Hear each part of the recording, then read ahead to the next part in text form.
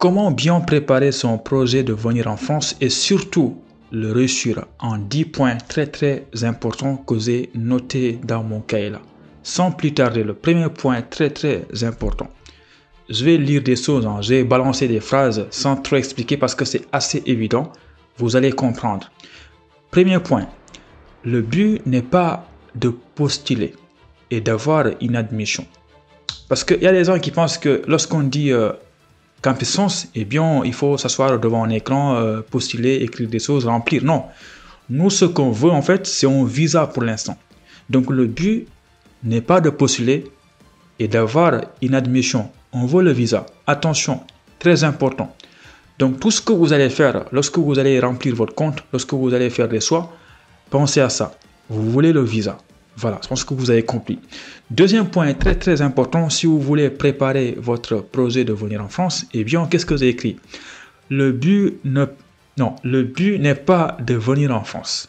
Oui, le but n'est pas de venir en France. Nous, ce qu'on veut, en fait, c'est un diplôme et surtout pouvoir travailler par la suite. Attention, je pense que vous avez compris. Je vous garantis que ici en France, il y a beaucoup de personnes, beaucoup d'étudiants étrangers qui vont arriver en France. Et qu'est-ce qu'ils vont faire? Ils vont étudier une année, ils vont s'ennuyer, ils n'aiment pas ce qu'ils font. Et bien, ils vont commencer à chercher d'autres possibilités. Ou bien, ils vont être diplômés, mais sauf qu'ils n'arrivent pas à trouver un emploi. Pourquoi? Parce qu'en fait, eux, ce qu'ils voulaient, c'est de juste venir en France. Je vous garantis que venir en France, c'est rien. Lorsque vous allez arriver en France, vous allez devoir vous fixer d'autres objectifs plus grands. Et c'est dommage d'arriver en France, tu étudies là, tu n'aimes pas ce que tu fais, et là tu es diplômé, tu ne peux pas travailler. Parce que franchement, ça ne sert à rien. Donc, s'il vous plaît, tout ce que vous allez faire devant votre PC, votre compte, vos choix, pensez à ça. Le but n'est pas de venir en France. Vous, ce que vous voulez, c'est d'avoir un diplôme que vous aimez bien et qui va vous servir par la suite pour le travail. Voilà. Je ne vais pas trop détailler, je pense que vous avez compris. Avant de voir le troisième point, n'oubliez pas de donner votre avis en commentaire et surtout, aimez cette vidéo-là parce que franchement, je pense que vous me connaissez maintenant. J'adore les likes, donc aimez la vidéo. Voilà. Troisième point, Campus France n'est pas la seule solution. Ça, c'est un point que je répète tout le temps. Je pense que ça vous fait chier à un moment donné parce que j'ai tellement parlé de ça. Campus France n'est pas la seule solution. S'il vous plaît, ne forcez pas les choses. Maintenant, les choses deviennent compliquées avec Campus France. Tout le monde ne pourra pas être accepté parce qu'il y a beaucoup de candidatures. Donc, s'il vous plaît, faites comme vos amis là qui sont partis au Canada ou bien qui sont partis en Belgique ou bien, je ne sais pas moi, en Côte d'Ivoire ou bien au Bénin. Voilà, variez. Lorsque vous allez faire Campus France, ne mettez pas tous vos œufs dans le même panier. Pensez à d'autres possibilités parce que vous avez compris. Là, je ne parle pas de Parcoursup, je ne parle même pas d'école privée. Mais ayez d'autres objectifs dans la vie. Voilà. N'ayez pas le seul objectif de venir en France. Pour moi, ça, c'est pas un objectif. Ensuite, quatrième point, pour bien préparer votre projet de venir en France, eh bien, c'est un point très important. N'essayez pas de contourner les critères d'inéligibilité. Je pense que vous l'avez compris. Comme je l'ai expliqué, maintenant, en fait, tout le monde ne pourra pas faire Campus France parce qu'il y a des critères d'inéligibilité. S'il y a un seul critère qui te concerne, eh bien, c'est mort pour toi. Tu ne peux pas faire Campus France. Mais attention, il y a beaucoup de personnes, qu'est-ce qu'ils font? Ils vont regarder les critères sur Campus France et ils voient que là, il y a un critère qui les concerne. Qu'est-ce qu'ils vont faire? Ils vont essayer de passer ailleurs. Ils vont contourner Campus France. Ils vont faire Parcoursup. Ils sont en master. Ils vont postuler en première année sur Parcoursup. Et là, les gars, ils oublient que tôt ou tard, ils vont passer par Campus France. Moi, je ne suis pas là pour vous dire arrêtez parce que pour vous, c'est foutu. Mais s'il vous plaît, essayez de respecter tout ce qui est listé sur votre compte Campus France sur la page d'accueil. Voilà. Parce que c'est dommage d'aller perdre ton temps à faire des démarches et après, on te dit quoi? Eh bien, pour faire la demande de visa, tu vas devoir passer par Campus France. Et là, ils vont vérifier ton dossier. Si on voit qu'il y a un critère que tu ne respectes pas, eh bien, tu ne continues pas. Tu ne continues pas les démarches Campus France. Donc là, tu perds ton temps. Voilà. Donc ça, c'était le quatrième point. N'essayez pas de contourner les critères d'inéligibilité. Cinquième point, un point très important. Si vous avez un objectif de venir en France et surtout bien préparer et réussir votre projet de venir en France. Cinquième point, ne suivez pas trop vos envies si vous n'avez pas de très bonnes notes. écoutez bien, si vous n'avez pas un dossier solide, si vous êtes comme moi, vos moyens tournent aux alentours de 10, 11, 9, tu ne peux pas rêver d'aller étudier dans des universités que même ton prof n'a pas pu accéder. Voilà, c'est une blague, hein, mais je pense que vous avez compris. Il y a des universités en France qui n'acceptent pas n'importe qui. Hein. Et quand je dis n'importe qui, je parle de tes moyennes. Il y a des universités en France qui vont seulement accepter les gens qui ont des mentions, qui ont des moyennes de 15, 16, 17. Et toi, tu es là, tu as une moyenne de 9 comme moi ou bien une moyenne de 10, tu vas aller là-bas. Non, bien évidemment, refus, c'est garanti à 100%. Donc, s'il vous plaît, je pense que vous avez compris. Lorsque vous allez faire comme sens, ne suivez pas vos envies si vous n'avez pas de bonnes notes. Si vous avez des notes extraordinaires, tellement élevées avec des mentions au bac, mentions très bien, là, si tu as un objectif d'aller étudier, je ne sais pas moi, dans une université qui ne prennent que des étudiants qui ont des moyennes de 16, eh bien, tu peux aller là-bas. Là, tu peux suivre tes envies. Mais sinon, non, je ne te conseille pas. Voilà. Donc, ça, c'était le 5e point. Et maintenant, le 6e point, qu'est-ce que j'ai écrit? Allez directement sur le site de chaque université et regardez les débouchés. Ça va vous aider à construire un projet cohérent. Je pense que vous le savez, lorsque vous allez faire vos dossiers comme sens et que les écoles vont commencer à répondre, et bien évidemment, souvent, il y a des refus qui disent quoi? Que ce que vous avez choisi comme formation ne correspond pas au métier visé, nanana. Donc, si vous voulez éviter tout ça, ce que je vous conseille, c'est qu'avant de postuler dans un établissement, avant de faire votre projet d'études, projet professionnel, je vous conseille avant tout ça de vous rendre sur le site de chaque université et regarder quelles sont les formations qu'ils proposent, quels sont les modules de chaque formation et surtout, après avoir fini de faire la formation, qu'est-ce que vous pourrez exercer comme métier. Vous regardez ça directement sur le site de l'école. C'est eux-mêmes qui l'écrivent. Et en fonction de ça, vous allez construire votre projet d'études et professionnel qui est cohérent.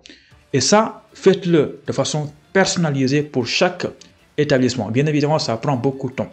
Mais vous avez le temps de faire ça en vous. Hein. Voilà. Donc, s'il vous plaît, n'oubliez pas, c'est une étape très, très importante. Regardez, construisez vos projets sur le site de français, là, c'est compliqué. Hein. Construisez vos projets en fonction des informations que vous avez directement sur le site de chaque université. 6e point. 7e point, regardez bien que l'université n'exige pas une condition que vous ne remplissez pas. Très important. Parce que, vous le savez, le but, c'est pas seulement de postuler, mais il y a beaucoup d'informations disponibles directement sur votre compte Campus Sens. Avant de choisir l'université de Toulouse, regardez bien que l'université de Toulouse n'existe pas une chose que tu n'as pas. Parce que souvent, là, tu es là, il y a l'université qui te refuse parce que tu n'as pas une moyenne de 13 en maths.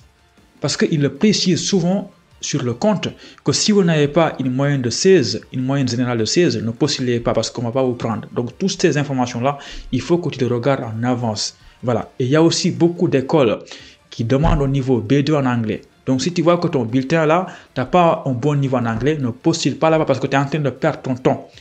Tu payes, tu postules, tu es là, tu attends pendant des mois pour qu'on t'envoie un refus. Donc, s'il vous plaît, parfois, très très important, il y a des écoles qui ne précisent pas toutes ces informations-là directement sur Campus Sens. Mais, si tu les envoies en mail, ils vont te dire, nous, pour qu'on t'accepte, il te faut au minimum une moyenne générale de 12. Donc là, tu les mets à la poubelle, hein, tu ne postules pas là-bas. Voilà, tu postules seulement dans des écoles qui acceptent des étudiants normaux, quoi. Voilà, qui ont des moyennes de 11, 12, qui peuvent accepter même si tu as une moyenne de 10. Voilà. Et ça, tu peux le savoir seulement si tu fais beaucoup de recherches avant le début de la campagne Campus Sens. Voilà, ça, c'était le 7e point. Et maintenant, le 8e point, très très important, n'essayez pas de faire vos choix en fonction de vos connaissances en France. Ça, je vous le conseille parce que même moi, je l'avais fait ça au Sénégal. Hein. Parce qu'il y avait mon pote là qui est venu en premier, il est venu à l'université de Paris 13. Et moi, toutes les années qui ont suivi, je voulais aller là-bas parce que comme on l'a accepté à Paris 13, moi je pensais qu'il faut aussi que moi aussi j'aille là-bas. Voilà, je postule en maths, Paris 13, refus, 2 ans refus. Et après j'ai arrêté ça, j'ai postulé dans d'autres universités qui m'ont accepté. Donc toi aussi, s'il te plaît, arrêtez ça. Voilà, moi ma tante habite à Paris. Donc, je dois postuler tous mes choix à Paris. Mon oncle habite à Toulouse. Donc, je dois postuler à Toulouse. Non. Il y a même des gens qui me disent quoi Moi, mes connaissances, c'est seulement à Paris. Donc, si je postule là-bas, j'aurai facilement un logement. Mais il y a une chose que vous oubliez. Avant d'avoir un logement, il faut déjà être accepté. Ah, tu savais pas ça? Ah, ok. Donc, les gars, attention. Tu ne peux pas penser au logement avant même d'avoir une acceptation. Non, moi, je vous conseille, dites-vous que beaucoup de personnes sont arrivées en France, y compris moi.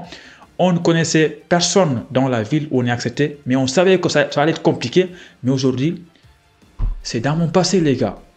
J'ai tout oublié en fait. Donc, s'il vous plaît, ne postulez pas en fonction de vos connaissances en France. Bien évidemment, vous avez cette choix à faire. Si vous voulez, postulez dans une formation dans la ville où vous avez des connaissances, mais pas tout, quoi. Essayez de varier. Parce que c'est pas parce que tu as une tante à Lille qu'on va vous dire non, on va l'accepter, quoi. Il a une tante à Lille. Non. Je pense que vous avez compris. Donc, 8e point. Ne faites pas la course. Ce n'est pas premier arrivé, premier servi. Voilà. Donc ça, je pense qu'il n'y a pas besoin de développer. Ne faites pas la course avec ton ami là, Moustapha Ndiaye. Parce que lui, il a soumis le dossier il y a une semaine. Toi, non, tu es toujours là en retard. Non, tu n'es pas en retard. Fais les choses bien. Que tu finisses en retard ou pas, tes chances d'être accepté ne vont pas être réduites. La bonne nouvelle, c'est qu'il y a des gens qui postulent en premier et qui ont des refus en premier. Voilà. Donc, ce n'est pas premier arrivé, premier servi. Ensuite, numéro 10. Attendez-vous au pire lorsque vous faites Campus France parce qu'il y a beaucoup de déceptions chaque année.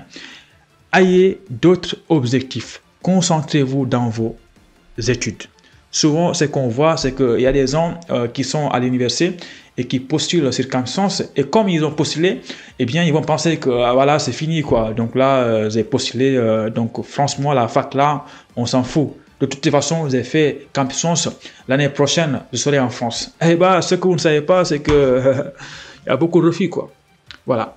Donc là, tu vas perdre, pas une fois, mais 2 fois. Non seulement tu as que des refus à la fin de l'année, mais aussi tu n'as rien foutu pendant l'année scolaire. Et qu'est-ce qui va se passer? Tu auras des notes catastrophiques pendant l'année. Et du coup, comme tu vas essayer de refaire Campus l'année prochaine, là aussi, il y aura un nouveau bulletin qui va diminuer tes chances comme ça. Oui, je pense que vous avez compris. Voilà. Donc, donnez-moi votre avis en commentaire. Et surtout, n'oubliez pas d'aimer la vidéo parce que moi, j'adore les likes. Allez, ciao!